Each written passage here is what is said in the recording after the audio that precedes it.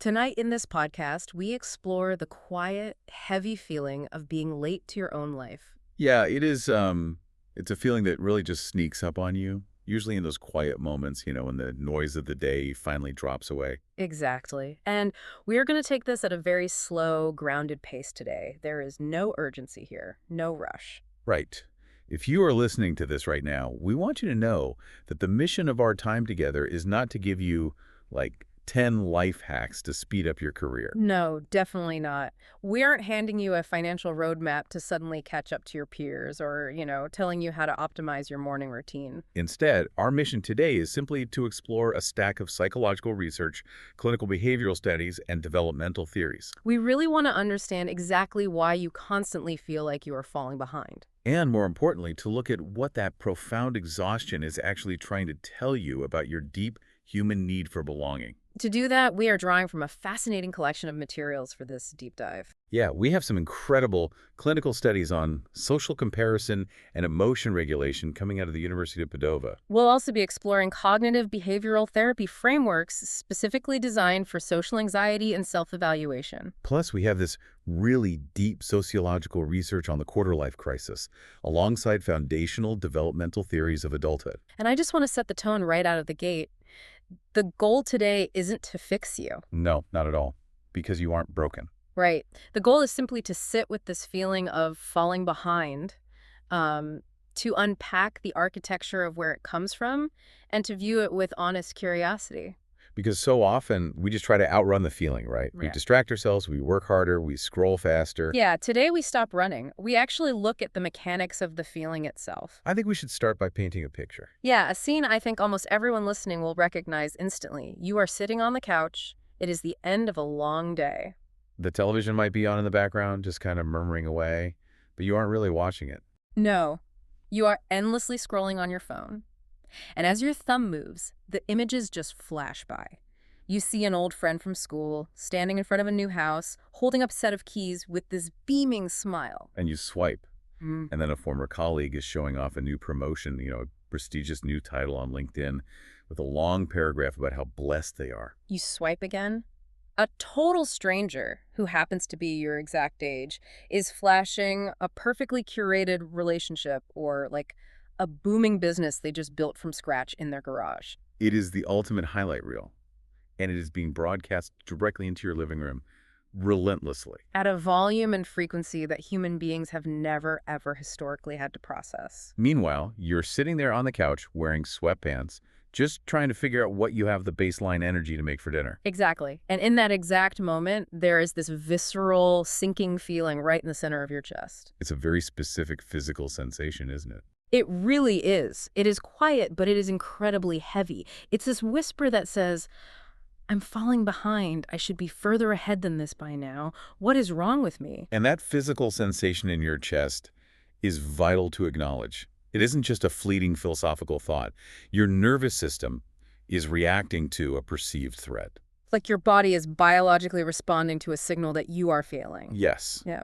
And what compounds this feeling, what makes it so inescapable, are all the external inputs in your physical life that validate that internal whisper. Right. It isn't just the phone screen. No, it's the well-meaning parent at a Sunday family dinner asking, so what's the plan? Where's this career going? Or the echo of an old teacher's warning from a decade ago about how bad grades or the wrong major will ruin your future. Or friends in your circle who act as though certain life stages like marriage, homeownership, hitting a specific salary band are just natural, inevitable milestones. Like everyone should have easily figured those things out by a certain age. We often talk about expectations as this invisible backpack of bricks. Right.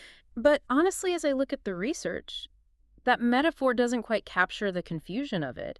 It's more like you are trying to navigate a massive, complex city that has been completely rebuilt over the last 20 years. Oh, that's a great way to look at it. Yeah, the roads have changed, the bridges are tolled, the entire landscape is different. But you were handed a paper map from 1985. And you were walking around looking at this map, completely lost. Exactly. While everyone around you is pretending that their 1985 maps are working perfectly, you are carrying the weight of a timeline that you didn't even write. And you are exhausted. by trying to keep up with directions that literally do not match the physical ground you're standing on. It's just exhausting. It is a remarkably accurate way to frame it. You are exhausted because trying to force reality to match an outdated map requires a massive, unsustainable amount of cognitive and emotional energy. You're constantly triangulating between where society says you should be and the economic and psychological reality of where you actually are. And when you are sitting on that couch feeling that dread, it feels like a deeply personal failure. It really does. It feels like a character flaw, like you are the single person who missed the memo on how to do life correctly. But the research shows us this isn't a personal flaw at all. This phenomenon has formal, clinical, and sociological names. So let's put a name to this overwhelming feeling right now. One of the most foundational concepts to understand here is called the social clock. The social clock. Yeah, it's a term coined by the developmental psychologist Ravenna Helson back in the mid-20th century. So what exactly is it?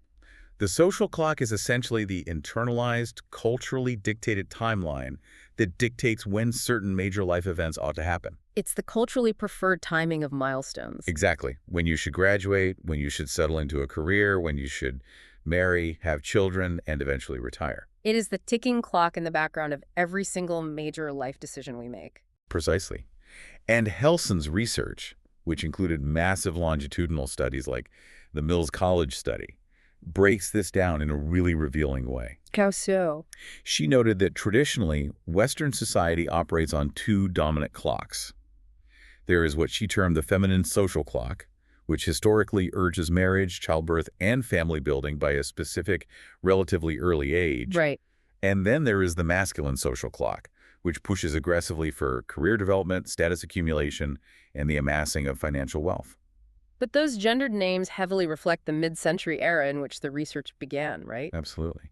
The reality for you today is that anyone, regardless of gender identity, can experience the crushing pressure of either clock. Or, as is increasingly common and infinitely more exhausting, the demand to perfectly satisfy both clocks simultaneously. Yes, exactly. I want to pause on that because the pressure to satisfy both clocks is what triggers a massive modern phenomenon. It really is. Yeah. If you are expected to build a perfect family and a flawless, high-earning career by the time you were 30, the mathematical impossibility of that is exactly what triggers the quarter-life crisis. Right. When people hear crisis, they usually picture a midlife crisis. But the quarter-life crisis is that profound loop of existential dread that hits in your 20s and 30s. You look at your career, your bank account, your relationship status, and you just panic. Because the raw data of your life simply does not match the arbitrary numbers on the social clock. Exactly. And to understand the architecture of why that panic feels so incredibly intense, why it feels like your life is falling apart rather than just transitioning, we have to look at another foundational framework. You're talking about Daniel Levinson's life structure theory. Yes, Levinson mapped out adult development, and his core revolutionary argument was that human psychological growth doesn't magically stop when you hit 21 or graduate college. Right. It continues in distinct, predictable eras throughout adulthood. He identified that our adult lives are built on an alternating pattern of two very different phases. The first being what he called stable periods. Yeah, these are the times when you make crucial choices, you build a life structure around those choices, and pursue goals within that structure. You feel grounded. Exactly. And these periods typically last somewhere between 5 to 7 years. Okay, so you have these stable periods where you are executing a plan. But what is the other phase? The second phase is the transitional period. This is the unsteady, turbulent, often deeply uncomfortable shift from one stable stage to the next. Levinson points out specific developmental windows for this, right? He does. For example, the early adult transition between ages 17 and 22, entering the adult world up to age 28, and the notoriously difficult age 30 transition. During a transitional period, the quality, meaning, and significance of your life commitments fundamentally change. You question everything. You question your career path, your partner, your living situation, your values. Wait, so the questioning isn't a sign that the structure is broken? No, exactly. The questioning is the transition. The transition is biologically and psychologically designed to be a time of intense reassessment. The instability isn't a symptom of your failure to be an adult. It is the defining characteristic of the developmental stage you are in. It is supposed to feel unsteady because you are dismantling an old structure to make room for a new one. So if you are listening to this right now and you feel entirely lost, if you feel like you are falling behind everyone else who seems to have it figured out, maybe you aren't feeling it all. Maybe you're just caught exactly where you're supposed to be. Right in the messy, necessary middle of a transitional period, fighting a social clock that demands you look perfectly stable. It is such a profound relief to realize that feeling unsteady is actually a sign of developmental progress, not regression. It really is. That names the sociological side. It gives us a framework. But I want to push deeper into the science here. Let's do it. Because it is one thing to know intellectually that everyone moves at their own pace, or to understand Levinson's developmental stages. But if we know all of that, why does seeing a stranger's vacation photos on social media literally ruin our entire evening? Yeah, it's brutal. Why is our brain actively torturing us with these timelines, generating physical anxiety over someone else's success? To answer the why and the how is that psychological torture, we have to look at Leon Festinger's social comparison theory. Festinger. Okay, what did he find? He proposed, way back in 1954, that human beings have an innate, deeply evolutionary drive to evaluate themselves. Okay. The problem is, human beings do not possess an internal, objective measuring stick for our own worth, our success, or our safety. We don't have a dashboard that says you are doing fine. Exactly. So to figure out how we are doing, to figure out if we are safe, we have to make judgments about our worth by analyzing ourselves in relation to others. We triangulate our value based on the people immediately around us. We use them as mirrors. Yes. And we have to understand that historically, in terms of human evolution, this was a brilliant, necessary survival mechanism. Right. If you are living in an ancient hunter-gatherer tribe, you absolutely need to know where you stand in the social hierarchy. You need to know if you are contributing enough food, if you are behaving in ways the group approves of, if you are keeping pace. Because if you fall too far out of alignment with the tribe, if you become a burden or an outcast, you get cast out.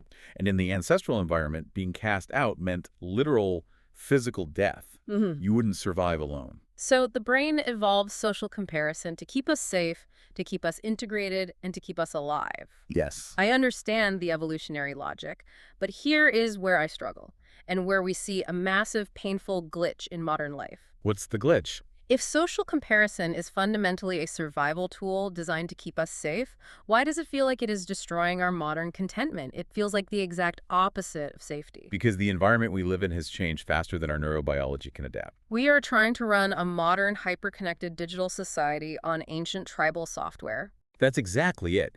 In the ancient world, you were comparing yourself to maybe 50 or 100 people in your local village. You saw their successes, sure, but you also saw their daily struggles, their failures, their bad days, their illnesses. You saw the complete, unedited picture of human existence. But today, in the digital age, you are not comparing yourself to a village of 50 complete human beings. No, you were comparing your messy, unedited, behind-the-scenes reality to the highly curated, perfectly filtered, algorithmically boosted highlight reels of millions of people all over the globe. You are comparing your everyday reality to a statistical impossibility. You are looking at the top 1% of beauty, the top 1% of wealth, the top 1% of career success, all mashed into one feed.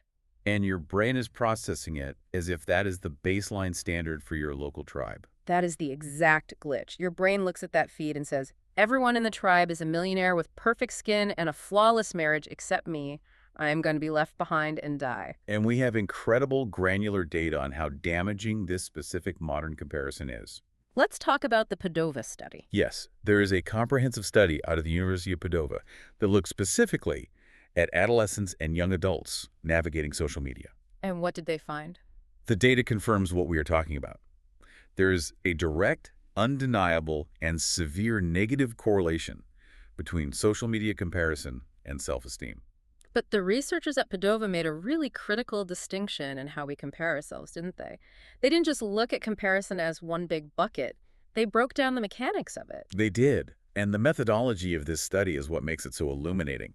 They differentiated between two specific types of comparison: Which are? opinion-based comparison and ability-based comparison. Okay, let's start with opinion-based. Opinion-based comparison is when you evaluate your beliefs, your tastes, or your values against someone else's. Do I like the same music as this person? Do we share the same political views? Do we prefer the same aesthetic? And what effect does that have? The researchers found that this type of comparison has some effect on our mood, but it is relatively mild. It doesn't shake our core. Because having a different opinion doesn't threaten your survival in the same way. Exactly. But ability-based comparison, how do they define that and why is it so much worse? Ability-based comparison is when you are actively measuring your skills, your tangible wealth, your physical appearance, or your life achievements against others. It's the raw measurement of competence. Right. The Padova study highlights that ability-based comparison has a significantly stronger, overwhelmingly destructive link to emotional dysregulation and lowered self-esteem. When you look at someone's curated success, their new house, their promotion, and compare your ability to theirs, it doesn't just make you feel a little sad. No, the psychological mechanism is that it actively dysregulates your emotional state. Wait, break down emotional dysregulation for me. What is actually happening in the body and mind in that moment? Emotional dysregulation means your nervous system loses its ability to modulate your emotional response. Your cortisol spikes. Your heart rate might subtly elevate. Your brain enters a state of threat. Yes. It creates a chaotic, overwhelming internal environment where you feel you cannot manage your own emotions or self-soothe. You are thrown into fight, flight, or freeze simply by looking at a photograph of someone else's achievement. Because it hits right at the core of that evolutionary survival instinct we talked about. It tells our ancient brain, you are less capable, you have fewer resources, you are biologically inferior, and you are going to be left behind by the tribe. Exactly. The brain interprets a lack of modern financial or social milestones as an imminent threat to physical survival. So when our brain throws us into that state of threat, what is our natural reaction? How do we cope with feeling behind in this modern world? We hustle.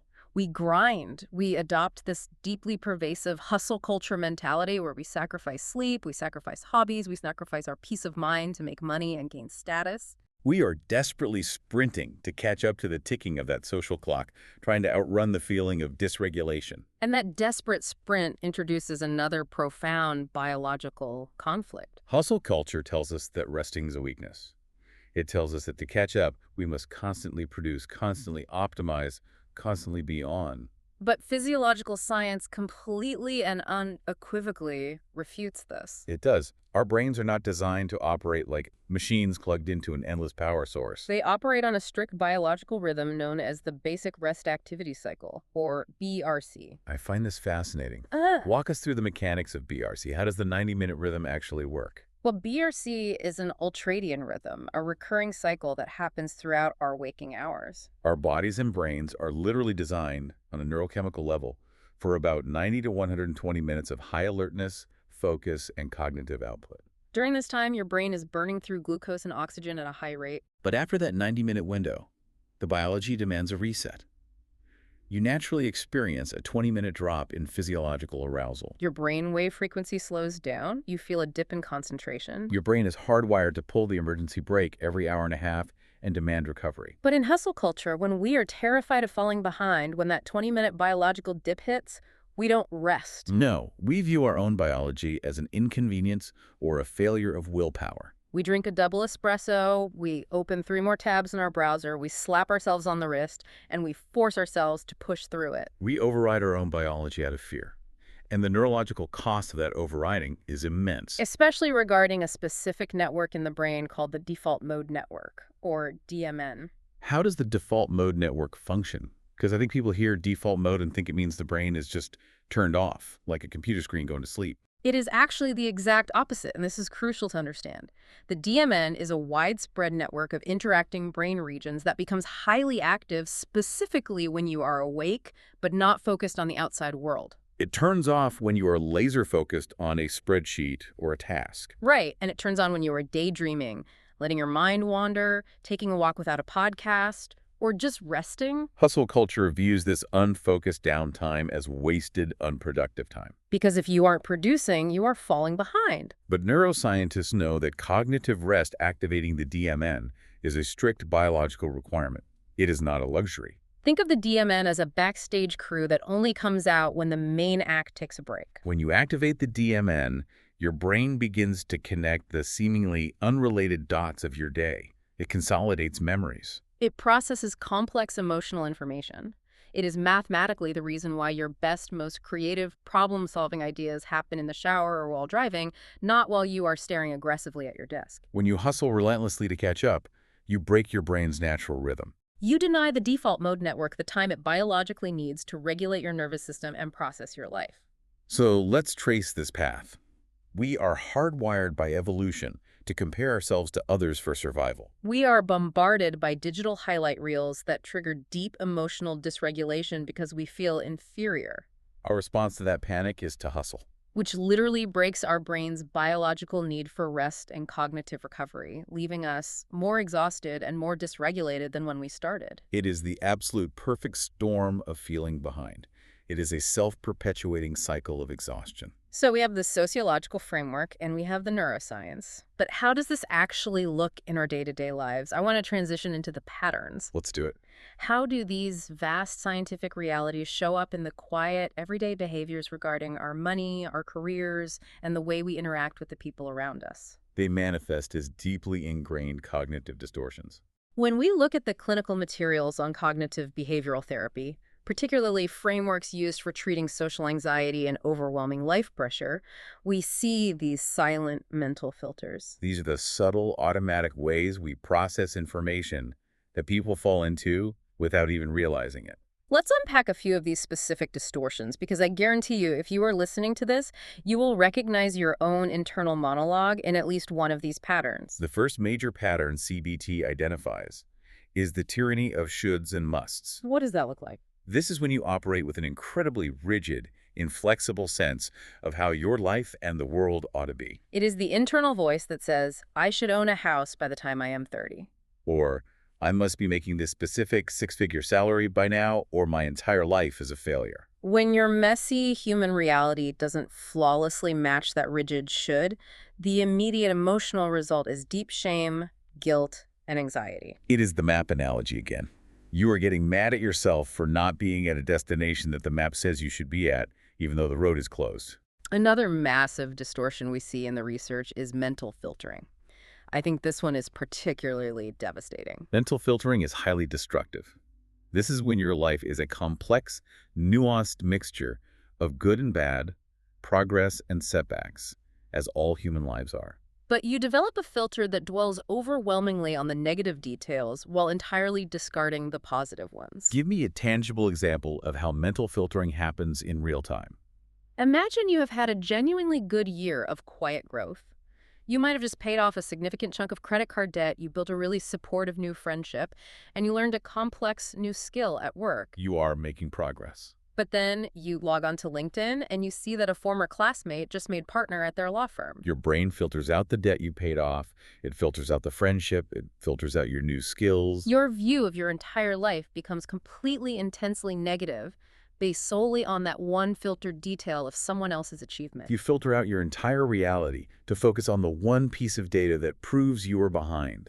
And that filtering often leads right into the third pattern, which CBT calls fortune-telling. Fortune-telling is the projection of current anxiety into the long-term future. Because you feel behind today, you jump to the catastrophic conclusion that your future is permanently, irrevocably ruined. You tell yourself, because I am struggling to find the right career path at 26, I am always going to be lost, I will never find stability, I am going to end up destitute. You treat a temporary transitional struggle, remember Levinson's developmental stages, as an already established permanent fact about your future. You predict failure, and then you mourn that failure before it has even happened. This connects directly to a brilliant point raised in the Head Straight material we reviewed regarding the conflict between should and want. We look at that rigid societal timeline we talked about earlier. Go to school, go to university, start a career, buy a house, get married, have a family, retire at 65. That is the ultimate capitalized should map.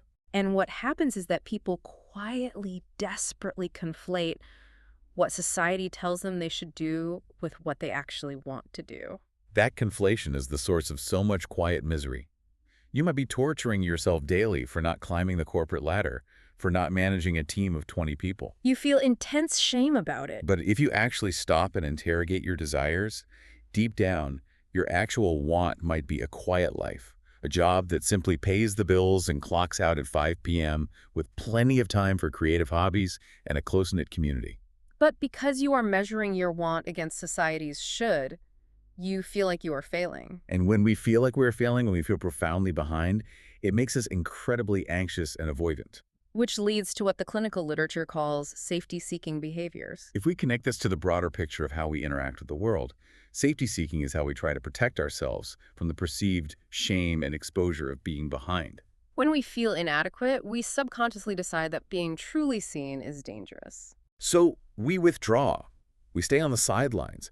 We avoid initiating conversations with peers who we perceive as more successful because we don't want to be compared to them. I see this all the time with money and socializing. People will decline dinner invitations or skip reunions, not because they don't want to see their friends, but because they are terrified. Someone will ask, "So what are you doing for work these days?" And they will have to admit they are transitioning or struggling. Exactly. Or if they do go, they engage in other safety-seeking behaviors. They might meticulously script what they're going to say before attending the event. They practice a polished elevator pitch about their life just to ensure they appear successful and hide their anxiety. We curate our own in-person highlight reel because we are terrified someone will see the messy reality. And the CBT sources talk about the catalyst for this behavior, which they call hot thoughts. These are the distressing, instantaneous, emotionally charged ideas about our inadequacies that flash through our minds. They're going to realize, I don't make as much money as them. I'm going to sound stupid. Everyone here is judging my outfit. The real tragedy is not that we have these thoughts. Everyone has them. The tragedy is that we treat these hot thoughts as absolute, undeniable facts, rather than just passing mental noise. We let the hot thought dictate our behavior. We assume the thought is true, so we stay home. We don't take the risk. We don't reach out for connection.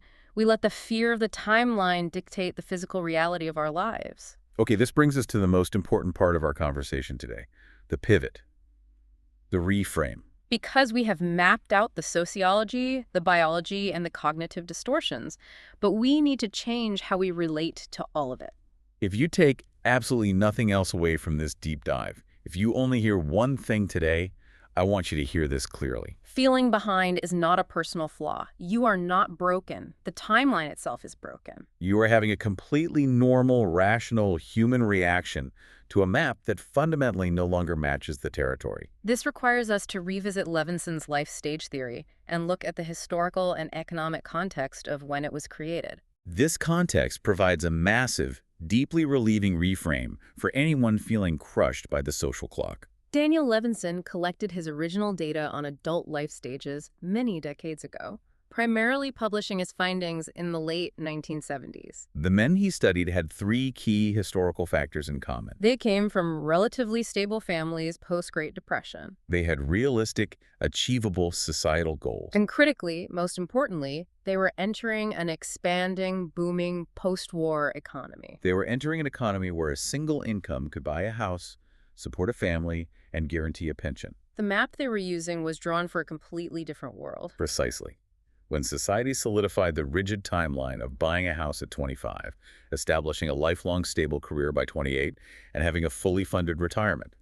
Well, that timeline was mathematically based on the specific economic realities of the mid-20th century. It was based on the GI Bill, affordable higher education, and a completely different ratio of wages to the cost of living. Today, young adults and professionals are facing wildly fluctuating global economies, astronomical, unprecedented housing and living costs, the instability of the gig economy, the erosion of pensions, and the immense psychological pressure of the digital world. I really want to emphasize this point. We are beating ourselves up for failing a test that is no longer graded fairly. If the median home price has quadrupled while median wages have stagnated, of course you can't buy a house at 25 like your parents did. The math is broken, not you.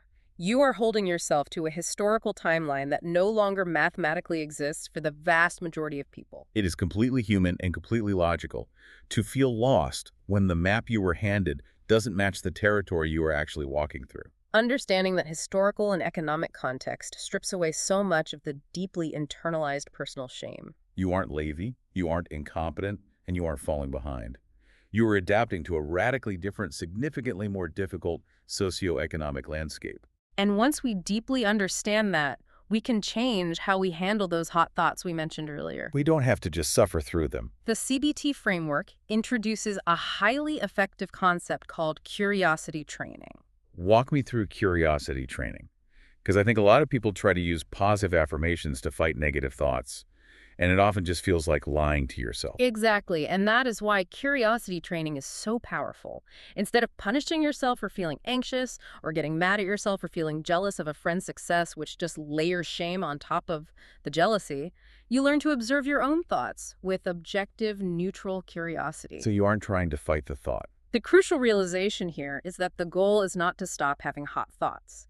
That is a myth of modern wellness culture. No one can permanently stop brain noise. You cannot permanently turn off the evolutionary voice that says, I'm behind. The brain is an organ that produces thoughts. That's its job. The goal of curiosity training is simply to diffuse from the thoughts emotionally. You begin to see them as passing mental weather. It is raining right now, but you are not the rain. You observe the thought. I am having the thought that I am a failure because I am renting.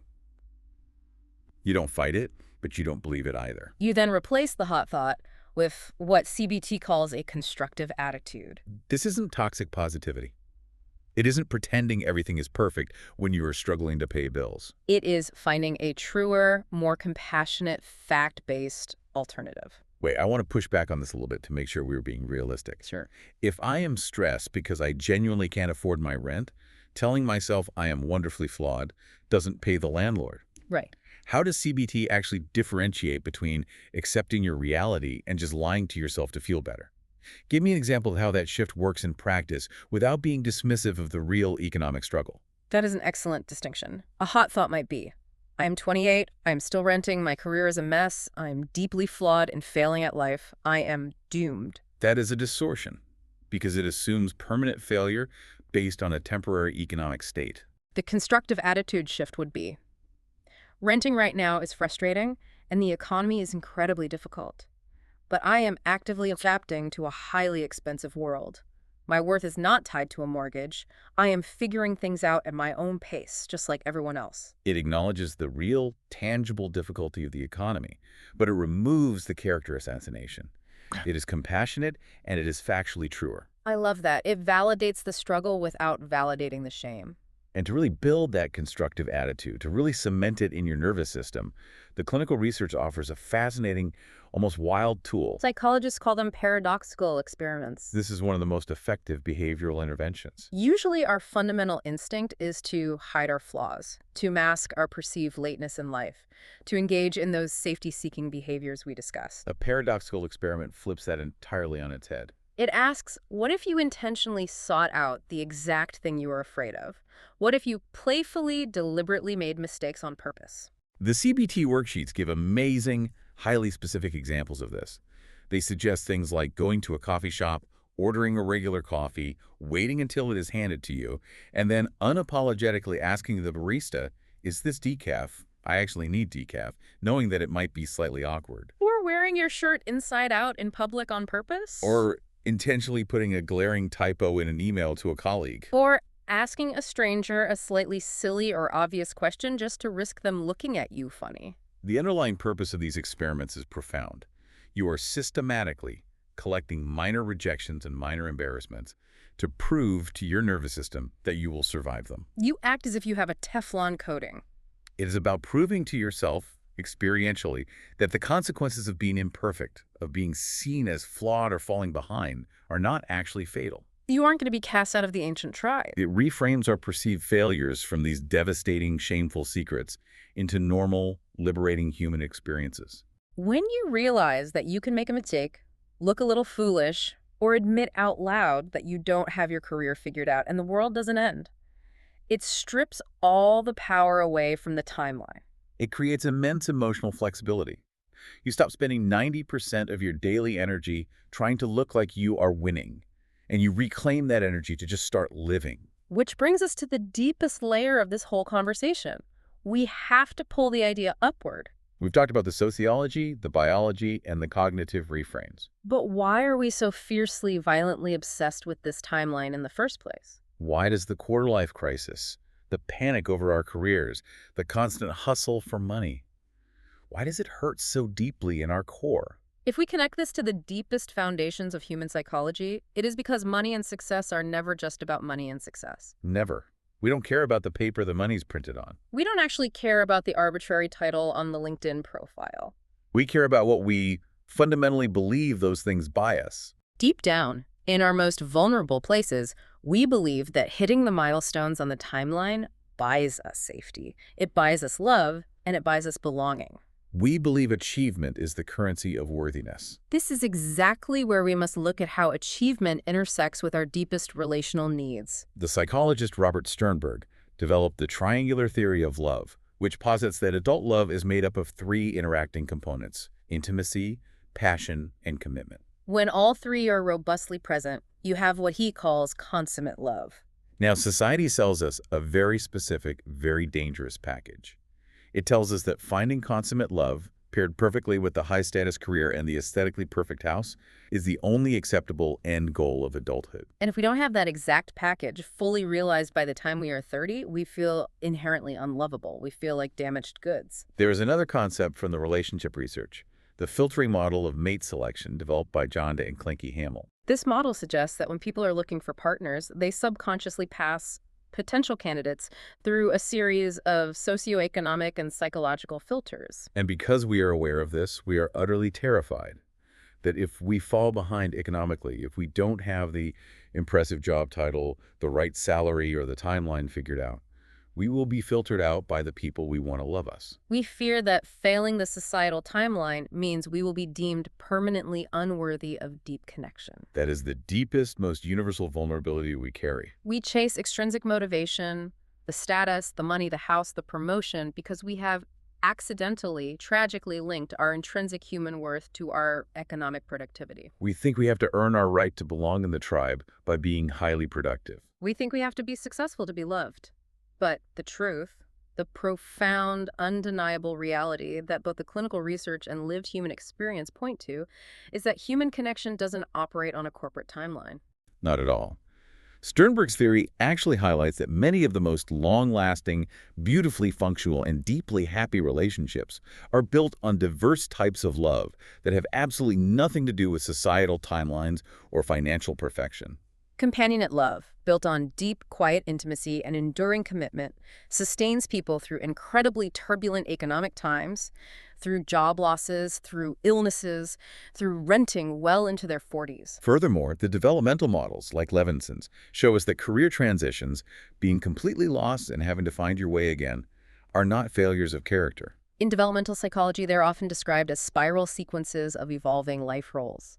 You are spiraling upward, gaining immense psychological wisdom and empathy with each difficult turn, even if it feels in the moment like you are just going in circles and falling behind. It is about unlinking your core human worth from your economic output. It is the realization that you are worthy of love, you're worthy of deep belonging, and you are worthy of community exactly as you are right now. Whether you are renting a tiny apartment, whether you are in the messy middle of a massive career transition, whether you haven't figured out the next 10 months, let alone the next 10 years. Your timeline is yours. The map you are judging yourself against was drawn for a world that no longer exists. Let's take a slow breath and bring this all together. We have covered a lot of deep ground today. We started by looking at how our ancient evolutionary brains are hardwired to compare us to the local tribe for survival. A necessary mechanism that has been completely painfully short-circuited by the modern digital highlight reel, leading to severe emotional dysregulation. We examined how that dysregulation and comparison drive us into a relentless hustle culture that directly physically violates our biological need for rest and cognitive recovery, specifically damaging the default mode network. We saw how this intense pressure manifests in quiet cognitive distortions, the shoulds, the musts, the mental filtering that dictate our avoidant, safety-seeking behaviors. And most importantly, we reframed the entire concept. We recognize that we are punishing ourselves by holding on to economic timelines from a bygone era, a post-depression reality that simply doesn't exist for us today. We learned that the goal isn't to force ourselves to stop feeling anxious, but to view our thoughts as passing mental weather through curiosity training. And perhaps to even run paradoxical experiments to prove to our nervous systems that we are beautifully, wonderfully flawed and still entirely safely worthy of love. Because the money, the status, and the societal clock are never just about money and success. They are, and always have been, about our deep, profoundly human longing for safety and connection. So as we close out our time together, I want to leave you with one final, quiet reflection to carry with you into the rest of your week. The next time you feel that heavy, sinking panic of falling behind settling into your chest. The next time you find yourself endlessly scrolling on the couch, comparing the messy, unedited reality of your life to someone else's perfectly filtered highlight reel. Ask yourself, whose clock are you actually looking at, and what if you simply chose to put it down? What if your current pace, with all its stops and starts, is exactly right for your own journey? If this conversation felt true for you, if something in here landed, we would love for you to subscribe to Leone Patterns so you never miss what we explore next. Leave a comment and tell us, what did this bring up for you?